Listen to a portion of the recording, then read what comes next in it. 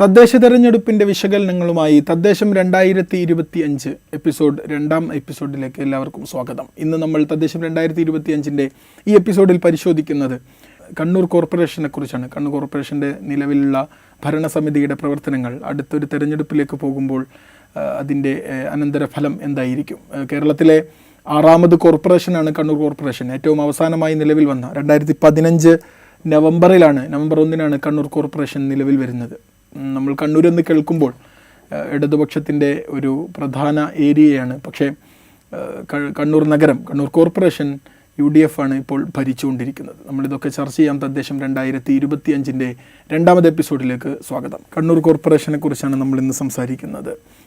ഞാൻ നേരത്തെ സൂചിപ്പിച്ചതുപോലെ തന്നെ കണ്ണൂരെന്ന് കേൾക്കുമ്പോൾ ആ തിളക്കുന്ന ആ വിപ്ലവ വീര്യം, പക്ഷെ അത് കണ്ണൂർ നഗരം CPIM-നോട് അല്ലെങ്കിൽ LDF-നോട് കൂടെ ഇല്ല നിലവിൽ. എന്തുകൊണ്ടായിരിക്കും അങ്ങനൊരു അത് രൂപപ്പെട്ടിട്ടുണ്ടാവുക, അങ്ങനൊരു ഘടകം? അതായത് കണ്ണൂർ കോർപ്പറേഷൻ മാത്രമല്ല, കണ്ണൂർ നഗരം പൊതുവിലെടുത്തു കഴിഞ്ഞാൽ ഇപ്പം കണ്ണൂരെന്ന് കേൾക്കുമ്പോൾ സാലിം സൂചിപ്പിച്ചതുപോലെ തന്നെ ഇത് ഒരു ലെഫ്റ്റ് ബാസ്റ്റിനാണ്, അല്ലെങ്കിൽ CPM-ന് ഭയങ്കരമായ ഹോൾഡുള്ളൊരു ഒരു പ്രദേശമാണെന്ന് പൊതുവിൽ നമുക്ക് കണ്ണൂരിൻ്റെ നിരവധി പാർട്ടി ഗ്രാമങ്ങളുണ്ട്, ഒരുപാട് നേതാക്കൾ ഉയർന്നു വന്ന സ്ഥലമാണ്. പിന്നെ കേരളത്തിലെ കമ്മ്യൂണിസ്റ്റ് പാർട്ടിയുടെ ചരിത്രം തന്നെയും പിണറായിയിൽ നിന്ന് തുടങ്ങുന്നു. അങ്ങനെ പല പല ഘടകങ്ങൾ അതിനകത്തുണ്ട്. പക്ഷേ ഇലക്ട്രൽ ബാറ്റിൽ നോക്കുമ്പോൾ അത് അങ്ങനെ തന്നെ ആയിക്കൊള്ളണമെന്ന് നിർബന്ധമല്ല. ഇപ്പോൾ കണ്ണൂർ ലോക്സഭാ മണ്ഡലം നമ്മൾ എടുക്കുക. കണ്ണൂർ ലോക്സഭാ മണ്ഡലം പല തവണ കോൺഗ്രസ് ജയിച്ചിട്ടുണ്ട്, ഇപ്പോഴും കോൺഗ്രസ്സാണ്. അതുപോലെ തന്നെയാണ് കണ്ണൂർ കോർപ്പറേഷൻ്റെ കാര്യം നമ്മൾ എടുക്കുമ്പോൾ. കണ്ണൂർ കോർപ്പറേഷന് കീഴിൽ വരുന്ന നിയമസഭാ മണ്ഡലങ്ങളുടെ കാര്യം എടുത്താലും പല കുറി, അപ്പോൾ മണ്ഡലങ്ങളുടെ പേരൊക്കെ മാറിയിട്ടുണ്ട്. ഇപ്പോൾ എടക്കാട് മുമ്പുണ്ടായിരുന്നൊരു മണ്ഡലമാണ്. അവിടെ നിന്ന് കെ സുധാകരൻ പലവട്ടം ജയിച്ചിട്ടുണ്ട്. കോൺഗ്രസ്സാണ് ഭൂരിഭാഗം തവണയും ജയിച്ചിട്ടുള്ളത്. കണ്ണൂർ നിയമസഭാ മണ്ഡലം അത് കോൺഗ്രസിനും ലീഗിനും വലിയ സ്വാധീനമുള്ളൊരു നിയമസഭാ മണ്ഡലം. കണ്ണൂർ ലോക്സഭാ മണ്ഡലം പറയുന്നത്, കണ്ണൂർ നിയമസഭാ മണ്ഡലം കോൺഗ്രസിനും ലീഗിനും സ്വാധീനമുള്ള മണ്ഡലമാണ്. അതുപോലെ തന്നെ വേണമെങ്കിൽ നമുക്ക് കണ്ണൂർ കോർപ്പറേഷനെയും പറയാം. കണ്ണൂർ കോർപ്പറേഷൻ ആദ്യം നിലവിൽ വരുമ്പോൾ അവിടെ CPM-ൻ്റെ മേയർ ഉണ്ടായിട്ടുണ്ട്.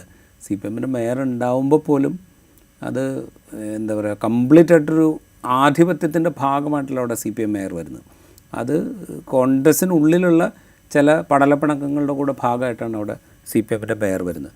രണ്ടാം തവണ വരുമ്പോഴത്തേക്കും UDF ആണ് അവിടെ ഭൂരിപക്ഷം നേടുന്നത്. ആദ്യത്തെ തവണ CPM മേയർ വരുമ്പോൾ പോലും വളരെ നോമിനലായിട്ടുള്ള മാറ്റം മാത്രമേ സീറ്റുകളുടെ എണ്ണത്തിൽ അവിടെ ഉണ്ടായിരുന്നുള്ളൂ. രണ്ടാം ഘട്ടം UDF അല്ലെങ്കിൽ കോൺഗ്രസോ UDF-ഓ കുറച്ചുകൂടെ ബെറ്റർ ആയിട്ടുള്ള ഒരു പെർഫോമൻസ് കാഴ്ചവെച്ചിട്ടാണ് രണ്ടാം ഘട്ടത്തിൽ അവിടെ അധികാരത്തിൽ വരുന്നത്. അപ്പോൾ കണ്ണൂരിൽ നിന്ന് കേൾക്കുമ്പോൾ പൊതുവിൽ നമ്മളിങ്ങനെ അത് CPM-ൻ്റെ ഒരു ബാസ്റ്റിനാണ്, അല്ലെങ്കിൽ LDF-ന് വലിയ മേൽക്കൈയുള്ളൊരു സ്ഥലമാണ് എന്ന് നമുക്ക് തോന്നാം. പക്ഷേ കണ്ണൂർ കോർപ്പറേഷൻ്റെ, കണ്ണൂർ മുനിസിപ്പാലിറ്റിയുടെ ചരിത്രം അങ്ങനെയല്ല. കണ്ണൂർ മുനിസിപ്പാലിറ്റി പിന്നീട് കണ്ണൂർ കോർപ്പറേഷനായിട്ട് മാറുമ്പോൾ അതിൻ്റെ ചരിത്രവും അങ്ങനെയല്ല. രണ്ടാം ടേമിലേക്ക് കണ്ണൂർ മുനിസിപ്പാലിറ്റി ഇപ്പോൾ 2015 ആദ്യത്തെ കോർപ്പറേഷനായിട്ട് വരുന്നു. 2020 രണ്ടാം ഘട്ടത്തിലേക്ക് വരുമ്പോൾ ആദ്യം ഉണ്ടായതിനേക്കാൾ കുറച്ചും കൂടെ ബെറ്റർ പൊസിഷനിലാണ് അവിടെ UDF അധികാരത്തിൽ വരുന്നത്. അതിൻ്റെ ഒരു തുടർച്ച ഉണ്ടാവുമോ ഇല്ലയോ എന്നുള്ളതാണ് 2026 എത്തുമ്പോൾ അല്ലെങ്കിൽ 2025 എത്തുമ്പോൾ നമ്മൾ ആലോചിക്കുന്നത്. അതിനുള്ള അന്തരീക്ഷം ഉണ്ടോ, അതോ CPM കഴിഞ്ഞ 2 ടേമിലെ എന്താ പറയുക, ചെറിയ പരാജയങ്ങളോ ചെറിയ വിജയങ്ങളോ മാറ്റി വെച്ചുകൊണ്ട് വലിയ തോതിലേക്ക് അവർക്ക് മുന്നോട്ട് വരാൻ പറ്റുമോ? ഈ ഒരു സിറ്റുവേഷനാണ് 2025 വരുമ്പോൾ നമ്മൾ ഡിസ്കസ് ചെയ്യുന്നത്. LDF-നെ സംബന്ധിച്ച് ഇതൊരു വലിയ ഒരു ബാലികറമലയൊന്നും അല്ല കണ്ണൂർ കോർപ്പറേഷൻ എന്ന് പറയുന്നത്. ഇപ്പോൾ 2015 ഈ മുനിസിപ്പൽ കോർപ്പറേഷൻ കണ്ണൂർ കോർപ്പറേഷൻ നിലവിൽ വന്ന ശേഷമുള്ള ആദ്യത്തെ തെരഞ്ഞെടുപ്പ്, അതിൽ 27 സീറ്റ് ഇരു മുന്നണികളും നേടി നിൽക്കുന്നു. ഒരു ഫോട്ടോ ഫിനിഷിങ് നടക്കുകയാണ്. ആ സമയത്താണ് വിമതനായ ഒരാളുടെ PK രാഗേഷ് എന്ന് പറയുന്ന ഒരാളുടെ പിന്തുണയിൽ LDF മേയറാകുന്നത്. അവിടെ പിന്നെ അതിനുശേഷം PK രാഗേഷ് ഡെപ്യൂട്ടി മേയർ അല്ല, PK രാഗേഷ് ഡെപ്യൂട്ടി മേയറായത് മുസ്ലിം ലീഗിൻ്റെ ഒരു ഡെപ്യൂട്ടി മേയർക്കെതിരെ അവിശ്വാസ പ്രമേയം കൊണ്ടുവന്നു. അന്ന് മുതൽ PK രാഗേഷ് ഒരു ഡിസിസീവ് ഫാക്ടറാണ്. അതെ, അതിപ്പോഴും തുടരുന്നുണ്ട് എന്നുള്ളതാണ്. PK രാഗേഷ് ഇടയുന്നത് കെ സുധാകരനുമായി ഒരു ബാങ്ക് പ്രശ്നത്തിലാണ്. അപ്പോൾ PK രാഗേഷിൻ്റെ ഒരു സാന്നിധ്യം ഇരു മുന്നണികളെയും ഇപ്പോഴും ഭയപ്പെടുത്തി തുടരുന്നു. അതെ, രണ്ട് മുന്നണികൾക്കും വളരെ കീ ആയിട്ടുള്ളൊരു ഫാക്ടറായിട്ട് പി കെ രാഗേഷ് ഇവിടെ ഉണ്ട്. ആദ്യത്തെ കോർപ്പറേഷനിലെ പി കെ രാഗേഷ് ഒരു ഡിസിസീവ് ഫാക്ടറായിരുന്നു. രണ്ടാമത്തെ കോർപ്പറേഷനിലും പി കെ രാഗേഷ് ഒരു ഡിസിസീവ് ഫാക്ടറായിരുന്നു.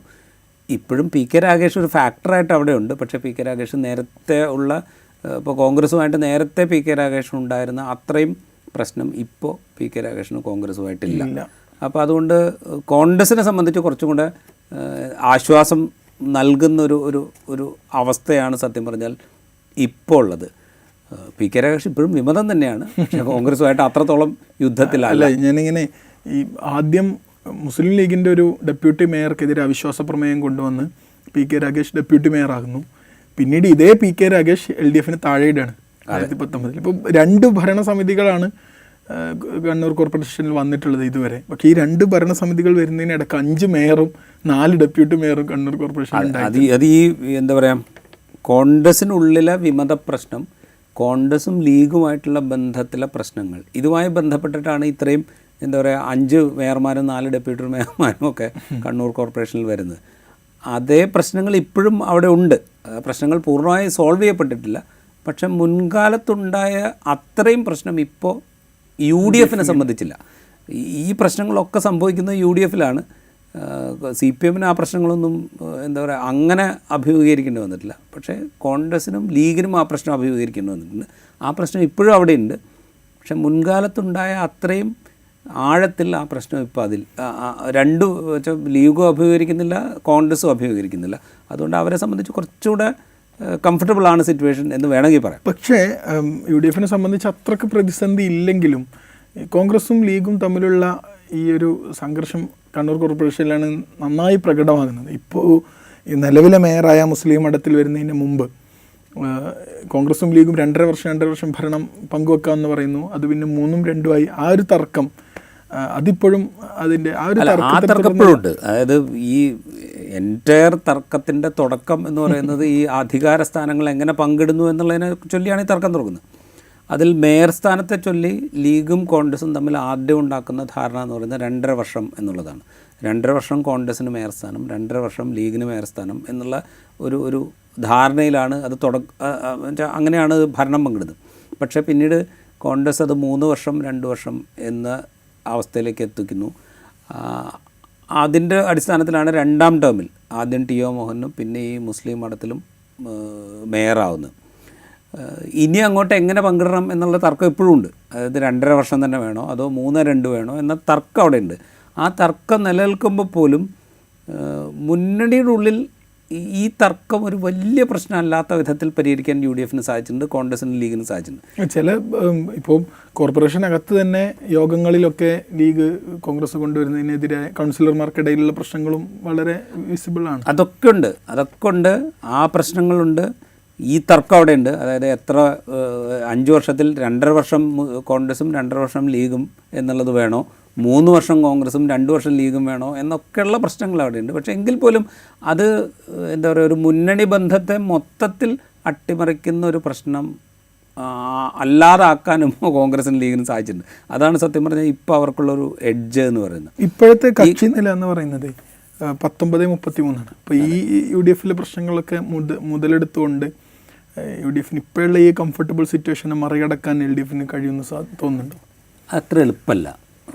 കണ്ണൂർ കോർപ്പറേഷനെ സംബന്ധിച്ച് അത്ര എളുപ്പമല്ല. കാരണം വെച്ചാൽ കണ്ണൂർ കോർപ്പറേഷനിൽ ലീഗ് അത്യാവശ്യം സ്ട്രോങ് ആയിട്ടുള്ള സ്ഥലങ്ങളുണ്ട് കണ്ണൂർ കോർപ്പറേഷൻ്റെ പരിധിക്കുള്ളിൽ. ലീഗ് വിചാരിച്ചു കഴിഞ്ഞാൽ ലീഗിനും ജയിക്കാം, കോൺഗ്രസിനെ ജയിപ്പിക്കുകയാകാം. കോൺഗ്രസ് വിചാരിച്ചു കഴിഞ്ഞാൽ കോൺഗ്രസിനും ജയിക്കാം, ലീഗിനെ ജയിപ്പിക്കുകയാവാം. ഇങ്ങനത്തെ ഒരു സിറ്റുവേഷനാണ് കണ്ണൂർ കോർപ്പറേഷനുള്ളത്.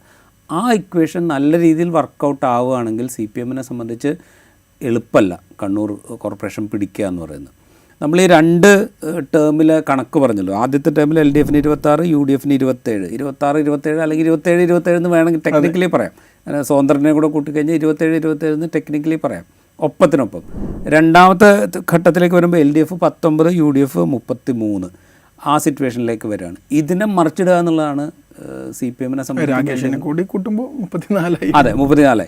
അപ്പോൾ ഈ സിറ്റുവേഷൻ മറിക്കുക എന്നുള്ളതാണ് LDFനെ സംബന്ധിച്ചുള്ള ചാലഞ്ച്. അതിനുവേണ്ടി LDFന് ഓപ്ഷൻസ് ഉണ്ട്, അതായത് സാധ്യതയുണ്ട്. സാധ്യത എന്ന് പറയുന്നത് ഈ രണ്ടാം ടേമിലുള്ള ഭരണസമിതി, അതായത് ടി ഒ മോഹനും മുസ്ലിം മഠത്തിലും മേയർമാരായിരുന്ന ഭരണസമിതിക്കെതിരെ ഉയർന്നിരിക്കുന്ന ആക്ഷേപങ്ങളാണ് ഒന്നാമത്തെ LDFൻ്റെ സാധ്യത. പ്രത്യേകിച്ച് ടി ഒ മോഹനൻ മേയറായിരിക്കുന്ന കാലത്ത് അഴിമതി ആരോപണങ്ങൾ ഒരുപാട് വന്നു. ഒന്ന് ഈ മൾട്ടി ലെവൽ പാർക്കിംഗ്, ഞാൻ അതിലേക്ക് വരികയായിരുന്നു. അതായത് CPIM പരസ്യമായി തന്നെ സമരത്തിനിറങ്ങിയ ഒരു വിഷയമാണ് കണ്ണൂർ നഗരത്തിലെ മൾട്ടി ലെവൽ പാർക്കിംഗ്. അതിപ്പോഴും പൂർത്തിയാക്കാൻ സാധിച്ചിട്ടില്ല എന്ന പേരിൽ ഒരു സമരം തന്നെ അവിടെ നടക്കുന്ന സാഹചര്യം ഉണ്ടായിരുന്നു. ഈ വിഷയത്തൊക്കെ മുതലെടുക്കാൻ CPIMന് സാധിക്കും? CPIMന് സാധിക്കും, അതിൽ തർക്കമൊന്നുമില്ല. കാരണം വെച്ചാൽ ഏതെങ്കിലും ഒരു ആരോപണത്തെ ഉന്നയിച്ച് അതിനെ ഒരു വിഷയമാക്കി കൊണ്ടുവന്ന് ജനങ്ങളുടെ ഇടയിൽ അത് ചർച്ചയാക്കി അതിനെ ഒരു എന്താ പറയുക ഇലക്ട്രൽ വിഷയമാക്കി കൊണ്ടുവരാൻ ആർക്കെങ്കിലും സാധിക്കുമെങ്കിൽ അത് CPIMനെ തൽക്കാലം സാധിക്കുള്ളൂ. അത് കണ്ണൂരിലാണെങ്കിൽ CPIMന് കുറച്ചും കൂടെ സാധിക്കും. അതുകൊണ്ട് ഈ മൾട്ടി ലെവൽ പാർക്കിംഗ് അഴിമതി ആരോപണം ഒരു വിഷയമാണ്. അതുപോലെ ഈ ജിയോയുടെ കേബിൾ വലിക്കുന്നതുമായി റിലേറ്റ് ചെയ്ത അടുത്ത ആരോപണമുണ്ട്. ഇത് രണ്ടും വലിയ വിഷയം തന്നെയാണ്. അത് CPIM ഉപയോഗിക്കുകയും ചെയ്യും. ഈയിടെ കോർപ്പറേഷനിലെ എഞ്ചിനീയറുടെ AC അതുമായി ബന്ധപ്പെട്ട അടുത്ത ആക്ഷേപം വന്നു. അപ്പോൾ ഇങ്ങനെ പല നിലയ്ക്കുള്ള ആക്ഷേപങ്ങൾ അവിടെയുണ്ട്. ഏറ്റവും ഒടുവിൽ CPIM അവിടെ പ്രധാനമായ ആരോപണ വിധേയമാക്കിയത് തെരുവുനായ വിഷയമാണ്. അതായത് കോർപ്പറേഷൻ ഒന്നും ചെയ്തില്ല എന്നുള്ള ആക്ഷേപം വെച്ചു. കേരളത്തിൽ മൊത്തം അത് LDFനെതിരായി നിൽക്കുമ്പോൾ പോലും അത് കണ്ണൂർ കോർപ്പറേഷനിൽ കോൺഗ്രസിനോ UDFനോ എതിരായി ഉപയോഗിക്കാൻ CPIM ശ്രമിക്കുന്ന കാഴ്ച നമ്മൾ അവിടെ കണ്ടു. അങ്ങനെ അത് ഉപയോഗിക്കാൻ CPIM ശ്രമിക്കുന്നുണ്ട്. പക്ഷേ പരമ്പരാഗതമായി നിൽക്കുന്ന ഒരു രാഷ്ട്രീയ ശക്തിയുണ്ട് ലീഗിനും കോൺഗ്രസിനും അവിടെ. അതിനെ മറികടക്കാൻ പാകത്തിലേക്ക് ഇതിനെ കൊണ്ടുവരാൻ അവർക്ക് സാധിച്ചോ എന്നുള്ളൊരു പ്രശ്നം അവിടെ ഉണ്ട്. അത് അത്രത്തോളം ആയിട്ടുണ്ടോ എന്ന് നമ്മൾ ആലോചിക്കണം. അത് ആകണമെങ്കിൽ എന്താ പറയുക, ഒരു ലീഡർഷിപ്പ് വേണം.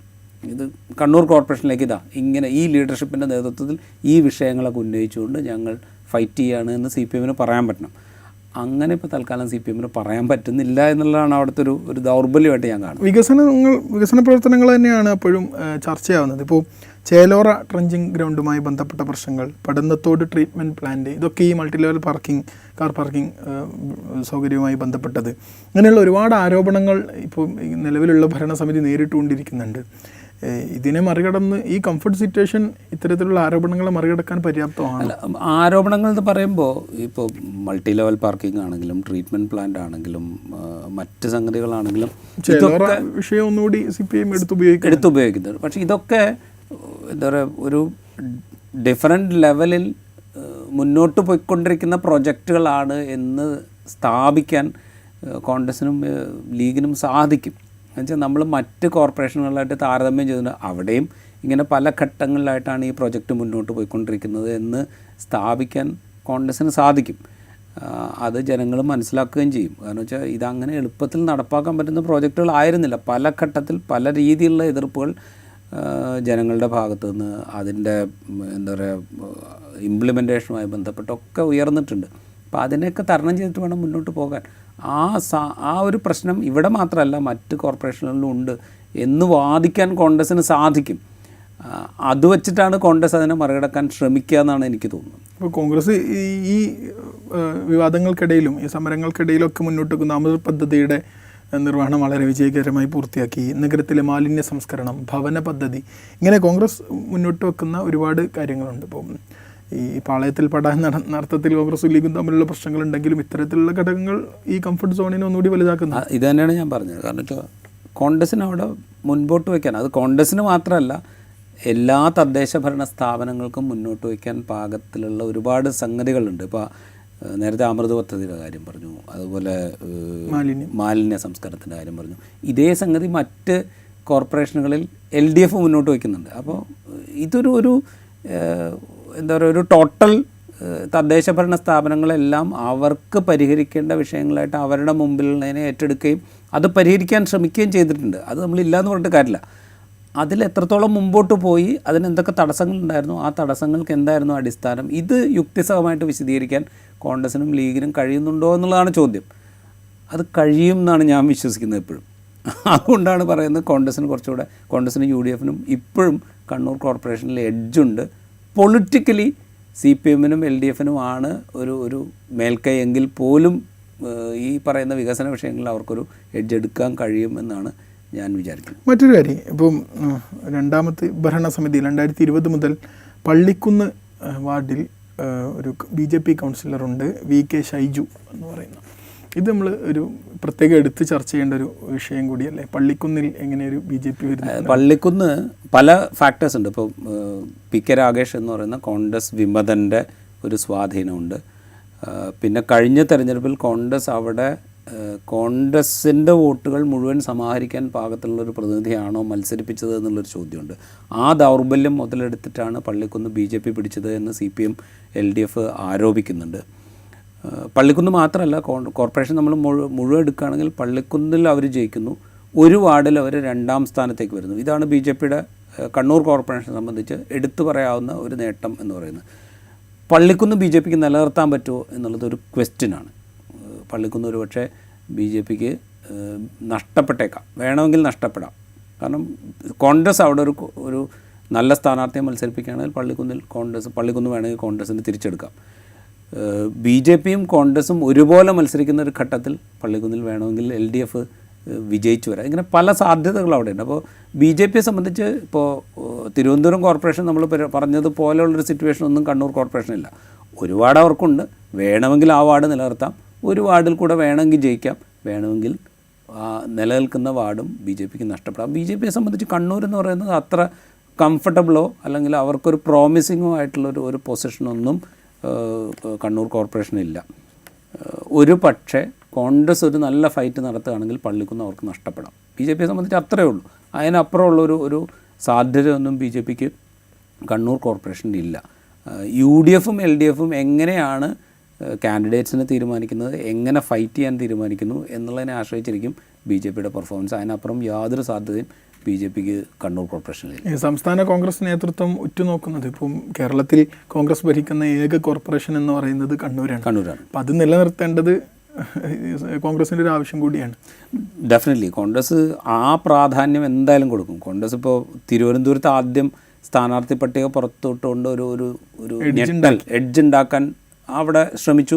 അതിലവർ മുന്നോട്ട് പോവുകയും ചെയ്തു. അതിനേക്കാൾ കീനായിട്ട് ഒരുപക്ഷെ അവർ ഓപ്പറേറ്റ് ചെയ്യാൻ പോകുന്ന ഒരു പ്രദേശം എന്ന് പറയുന്ന കോർപ്പറേഷൻ എന്ന് പറയുന്നത് കണ്ണൂർ കോർപ്പറേഷൻ ആയിരിക്കും. അവരുടെ അവർ ഭരിക്കുന്ന ഏക കോർപ്പറേഷൻ അവിടെ നിലനിർത്തുക എന്നുള്ളത് അവരെ സംബന്ധിച്ചൊരു വളരെ പ്രധാനപ്പെട്ട കാര്യമാണ്. അവിടെ ഒരു പ്രശ്നമുള്ളതെന്ന് പറഞ്ഞു കഴിഞ്ഞാൽ ഇപ്പോൾ 2020 കോർപ്പറേഷൻ ജയിച്ചതിൻ്റെ തൊട്ട് പുറകെ നടക്കുന്ന നിയമസഭാ തെരഞ്ഞെടുപ്പിൽ കണ്ണൂർ നിയമസഭാ മണ്ഡലം UDFനും കോൺഗ്രസിനും നഷ്ടപ്പെടില്ല. 16 LDF ആണ് ജയിച്ചത്, അത് 21 LDF നിലനിർത്തുന്നുണ്ട്. അപ്പോൾ ഈ പറയുന്ന ഒരു പ്രശ്നം അവർക്കുണ്ട്. അതായത് കണ്ടിന്യൂസ് ആയിട്ട് അവരുടെ ഒരു ഡോമിനേഷൻ കോർപ്പറേഷനിൽ ജയിച്ചത് നിയമസഭയിൽ നഷ്ടപ്പെടുന്നുണ്ട്, നിയമസഭയിൽ നഷ്ടപ്പെട്ടത് അവർ ലോക്സഭയിൽ തിരിച്ചെടുക്കുന്നുണ്ട്. അപ്പോൾ ഇതൊരു എന്താ പറയുക, കോൺഗ്രസിനെ സംബന്ധിച്ച് അവർക്കുള്ള സ്വാധീനം കണ്ടിന്യൂസ് ആയിട്ട് തുടരാൻ അവർക്ക് കഴിയാതെ പോകുന്നു എന്നുള്ളൊരു പ്രശ്നമുണ്ട്. കണ്ടിന്യൂസ് ആയിട്ട് കഴിയാതെ പോകുമ്പോൾ തന്നെ അടുത്ത തെരഞ്ഞെടുപ്പിൽ അവർ തിരിച്ചു പിടിക്കുന്നു ചെയ്യുന്നു. അങ്ങനത്തെ ഒരു സിറ്റുവേഷൻ അവിടെയുണ്ട്. അതിനെ എങ്ങനെയാണ് കോൺഗ്രസ് മാനേജ് ചെയ്യുക എന്നുള്ളൊരു ചോദ്യമുണ്ട്. ആ ഒരു സിറ്റുവേഷനെ CPM മുതലെടുക്കുമോ എന്നുള്ളൊരു ചോദ്യം. ഇത് മുഴുവൻ എൻറ്റയർ തിങ് കോൺഗ്രസിൻ്റെ ആഭ്യന്തര തർക്കം, കോൺഗ്രസും ലീഗും തമ്മിലുള്ള നല്ല ബന്ധം, ഇത് മാനേജ് ചെയ്യാൻ പറ്റുമെങ്കിൽ കോൺഗ്രസിന് ആഭ്യന്തരമായ പ്രശ്നങ്ങൾ കോൺഗ്രസിന് മാനേജ് ചെയ്യാൻ പറ്റുക, അത് ഇല്ലാതാക്കുക എന്നല്ല ഞാൻ പറയുന്നത്, മാനേജ് ചെയ്യാൻ പറ്റുക, കോൺഗ്രസും ലീഗും തമ്മിലുള്ള ബന്ധം നന്നായി മുന്നോട്ട് കൊണ്ടുപോകാൻ കഴിയുക. അങ്ങനെയാണെങ്കിൽ UDFനെ സംബന്ധിച്ച് കണ്ണൂർ കോർപ്പറേഷൻ എന്ന് പറയുന്നത് എളുപ്പത്തിൽ നിലനിർത്താൻ പറ്റുന്നൊരു സംഗതിയാണ്. CPMനെ സംബന്ധിച്ച് അത്ര എളുപ്പത്തിൽ കൈയടക്കാൻ പറ്റുന്നൊരു കോർപ്പറേഷൻ അല്ല കണ്ണൂർ. റൈറ്റ്. കണ്ണൂർ കോർപ്പറേഷൻ കേരളത്തിൽ അവസാനമായി നിലവിൽ വന്ന വളരെ പ്രായം കുറഞ്ഞ 2 ഭരണസമിതി മാത്രം നിലവിൽ വന്ന ഒരു കോർപ്പറേഷനാണ്. രണ്ടാമത് ഭരണസമിതി ഇപ്പോൾ UDFൻ്റെ കയ്യിലാണുള്ളത്. UDFന് ഒരു കംഫർട്ട് സോണാണ് കണ്ണൂർ കോർപ്പറേഷൻ എന്നാണ് നമ്മൾ പറഞ്ഞു വെക്കുന്നത്. പക്ഷേ ആഭ്യന്തര പ്രശ്നങ്ങളുണ്ട്, വികസന പ്രശ്നങ്ങളുണ്ട്. CPIM നേരിട്ട് ഉയർത്തുന്ന സമരം ചെയ്ത പല പ്രശ്നങ്ങളും കണ്ണൂരിലുണ്ട്, കണ്ണൂർ കോർപ്പറേഷൻ പരിധിയിലുണ്ട്. ഈ അവസരം മുതലെടുത്ത് തിരിച്ചുപിടിക്കാനാകുമോ LDFന് എന്ന് ചോദിച്ചാൽ ഇത്തിരി ബുദ്ധിമുട്ടാണ് എന്നാണ് നമ്മൾ പറഞ്ഞു വെക്കുന്നത്. തദ്ദേശം 2025 എപ്പിസോഡ് ഇവിടെ പൂർണ്ണമാവുകയാണ്. മറ്റൊരു സ്ഥലത്തെ വിശേഷവുമായി അടുത്ത എപ്പിസോഡിൽ വീണ്ടും കാണാം.